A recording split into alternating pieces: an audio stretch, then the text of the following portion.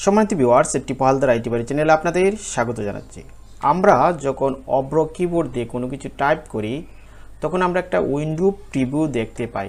যেমন আমি এখানে লিখলাম, যেমন আমার যখন লিখলাম এই যে এটা দেখা যাচ্ছে, এটাই হচ্ছে উইন্ডো প্রিভিউ।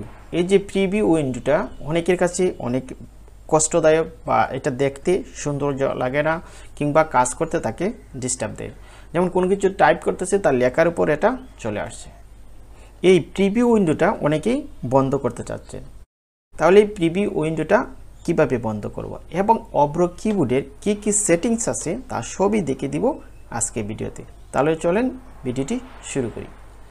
প্রথমে আমি দেখাচ্ছি, এই যে উপরে আছে অব্র বারটা দেখাচ্ছে, এটা হচ্ছে টপ বার। এটা উঠিয়ে দেওয়ার জন্য আমি জাস্ট একটা এররে রাইট ক্লিক করলাম, এটা চলে গেল। এই যে এখানে দেখেন একটা সেটিং অপশন আছে, দেখেন এই সেটিং অপশনে যখন ক্লিক করবেন, ক্লিক করার পর দেখেন নিচের দিকে একটা অপশন আছে লেখা, এই অপশনে ক্লিক করি। তারপরে এখানে দেখেন লেখা আছে অব্র ফোনেটিক, এখানে ক্লিক করব। ক্লিক করার পর দেখেন লেখা আছে শো প্রিভিউ উইন্ডো। আমি এটা রাইট ম্যাকটা উঠিয়ে দিলাম, তারপর অ্যাপ্লাই ক্লিক করলাম, তারপরে ওকেতে ক্লিক করলাম।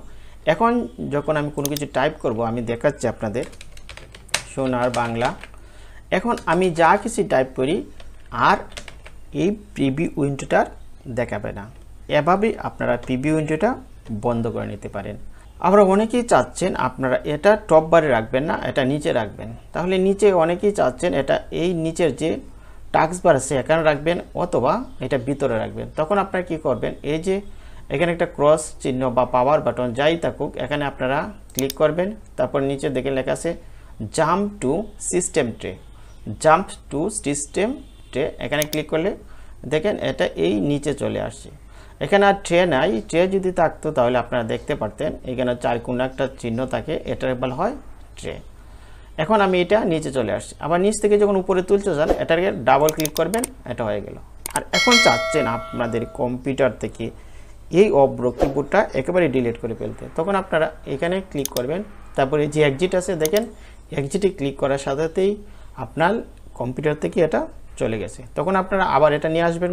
তখন এই যে আপনার কম্পিউটারে দেখেন এখানে দেখা যাচ্ছে অব্রটা, এটা যদি আবার ক্লিক করেন, ডাবল ক্লিক করলেই এটা আবার ওপেন হয়ে যাবে। আবার অনেকেই আছে আপনার এটা যখন ওপেন হবে তখন এটা এখানে কীরকম দেখা যাচ্ছে, এটা এইরকম না দেখে অন্য কোনো লেআউটে দেখতে চান, তখন আপনারা এই যে সেটিং আছে সেটিংয়ে ক্লিক করবেন। সেটিংয়ে ক্লিক করার পর এই যে অপশনে ক্লিক করব।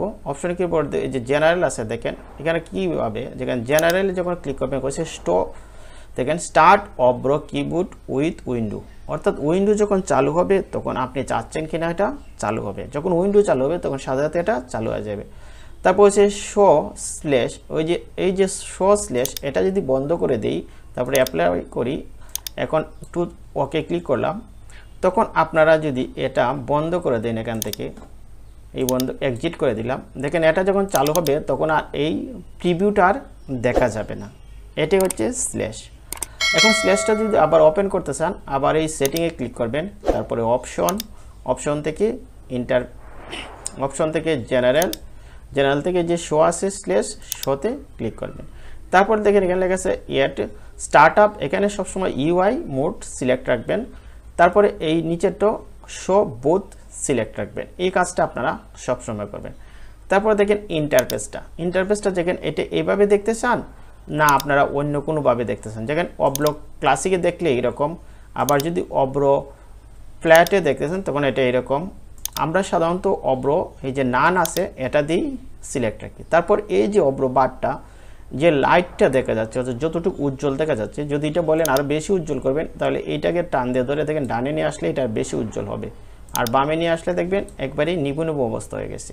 তখন এটা আমরা কীভাবে করব, দেখেন অ্যাপ্লাই ক্লিক করলাম, দেখেন এখন যে অব্র বারটা আছে খুব কালারটা নিমুজুম অবস্থায়। তখন আপনারা যদি এটাকে আবার বাড়িয়ে নিতে চান, আবার অপশনে দিলাম, তারপরে ইন্টারফেস, তারপরে এটা একটু বাড়িয়ে নিলাম, তারপরে অ্যাপ্লাই, ওকে, এটা হয়ে গেল।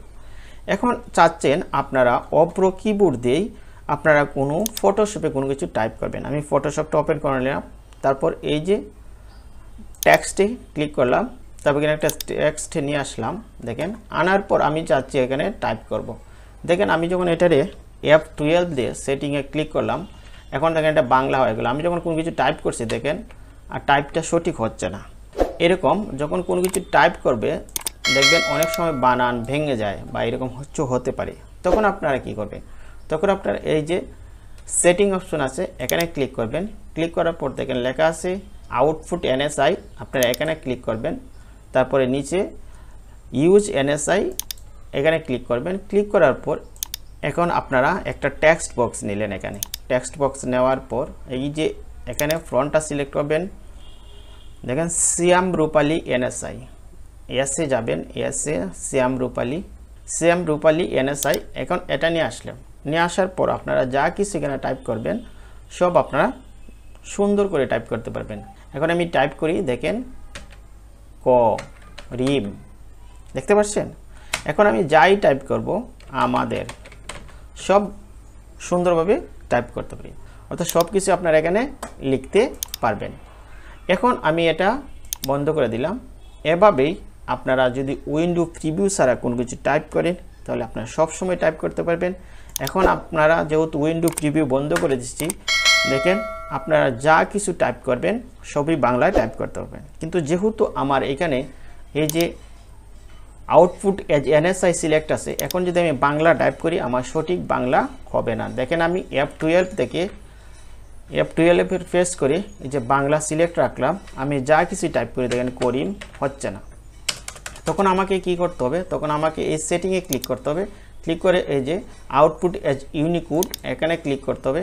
তারপরে এই নিকষ বন বা যে কোনো একটা ফন্ট সিলেক্ট থাকা অবস্থায় করিম, দেখেন করিম আমাদের সব কিছুই টাইপ করতে পারছি। এভাবেই আপনারা উইন্ডো প্রিভিউ বন্ধ করতে পারেন, অর্থাৎ অব্র সেটিংটা করে নেবেন। তাহলে প্রিয় ভিউয়ার্স, আজকের ভিডিওটি এখানে। ধন্যবাদ সবাইকে, দেখা হবে নেক্সট ভিডিওতে।